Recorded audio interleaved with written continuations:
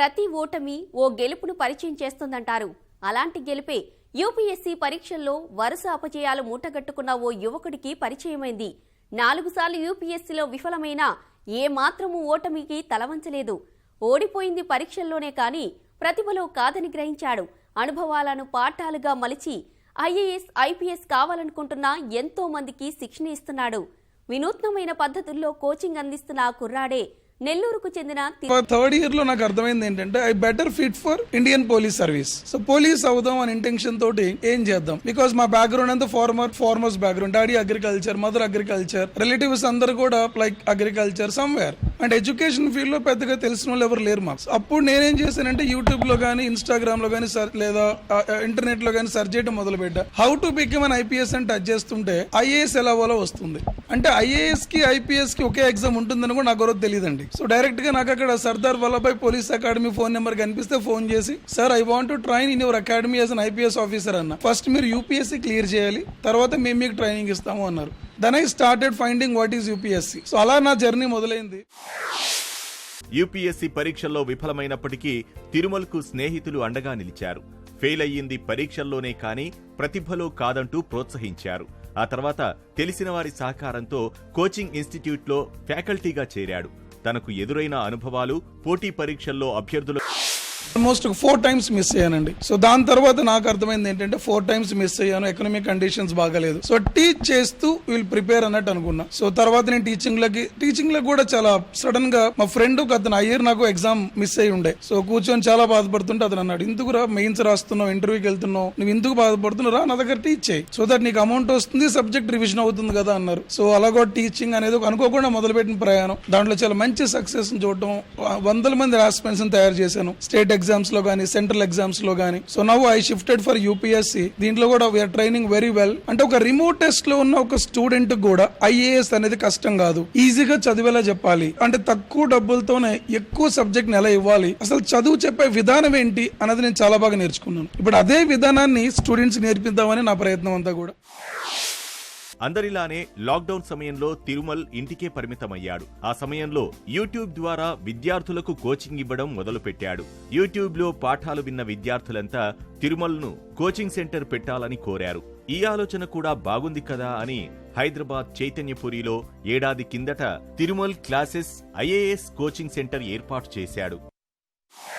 Lockdown రావడం మా wife ఏమన్నారంటే, నువ్వు ఇందుకు ఫ్రీగా యూట్యూబ్ ఛానల్ స్టార్ట్ చేయకూడదు, నువ్వు ఫ్రీ ఉన్నావు కదా ఇప్పుడు, లేదా ఆన్లైన్ క్లాసులు చెప్తున్నావు 2-3 hours, యూట్యూబ్ లో ఫ్రీగా ఇంత క్లాసులు స్టార్ట్ చేస్తే సో దట్ స్టూడెంట్స్ వింటారు కదా. సో ఈ ఇంటెన్షన్ తోటే తను యూట్యూబ్ స్టార్ట్ చేద్దాం అని ఒక సలహా ఇచ్చున్నారు. యూట్యూబ్ స్టార్ట్ చేసిన తర్వాత మంచి రెస్పాన్స్ వచ్చిందండి. 500 రూపీస్ చార్జ్ చేసి ఆల్ ఓవర్ ఇండియాలో 600 మెంబర్స్ ని గైడ్ చేశానండి. ఈ గైడ్ చేసే విధానం స్టూడెంట్స్ ఏమన్నారంటే, ఆల్రెడీ చాలా మంది కోచింగ్ తీసుకున్న వాళ్ళు ఎక్కువ ఉన్నారు గైడెన్స్ లో. వాళ్ళే ఉన్నారు, సార్ మీరే ఎందుకు స్టార్ట్ చేయకూడదు, so we're there for you అంటే, సరే స్టార్ట్ చేద్దాం. స్టార్ట్ చేసిన తర్వాత ఎలా దీన్ని మనం ముందుకు తీసుకెళ్లగలమా, మెయింటైన్ చేయగలమా, ఇవన్నీ డౌట్స్ ఉన్నాయి. ఆల్మోస్ట్ ఒక 1 month టైం తీసుకున్నాను. I verified all the like positives and negatives and everything and finally like decided like yes, I can run this very successfully than anybody else. నాకు నమ్మకం వచ్చిన తర్వాత ఈ ఆర్గనైజేషన్ స్టార్ట్ చేయడం.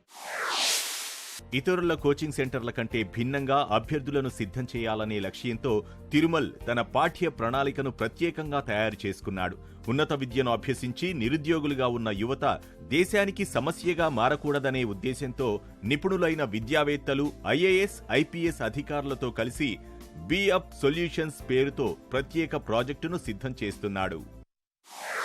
What is Tirumala classes speciality అంటే, నాకు బాగా ఇష్టమైంది కరికులం అండి. I never bother about anything, I bother about only curriculum and how the students are studying. ఆ ఒక్క దానిపైన మేజర్ ఫోకస్ ఉంటుంది. యూపీఎస్సీ అనగానే బాగా రాయాల్సింది మెయిన్స్ ఎగ్జామినేషన్. అందుకని మెయిన్స్ ని ఎలా హ్యాండిల్ చేయాలి, అందుకని డే 1 నుండి వాళ్ళ చేత మెయిన్స్ రాయించడం, ప్రిలిమ్స్ కి ఎలా ట్రైన్ చేయాలి, వాళ్ళ ఎమోషనల్ బ్యాలెన్స్ ని మనం ఎలా మెయింటైన్ చేయాలి, ఒక సీరియస్ ఆస్పిరెంట్ ని ఎలా ట్రైన్ చేయాలి, వాళ్ళు ఎప్పుడైనా తప్పు చేస్తున్నా పర్సనల్ గా నేనే పిలిచి మరీ మాట్లాడతాను. In this 1 year we have trained more than 200 UPSC students. So 200 UPSC students are going to give attempt in next year. Undoubtedly we are expecting minimum 20 to 30 ranks in next year. అంటే నా success ని civil services bureaucrat గా కాకుండా civil services teacher గా మార్చుకున్నాను నేను. UPSC పరీక్షల్లో తాను అనుకున్న లక్ష్యాన్ని సాధించలేకపోయినా సివిల్ సర్వీస్ శిక్షణలో 100% విజయం సాధిస్తానని ఆత్మవిశ్వాసం వ్యక్తం చేస్తున్నాడు.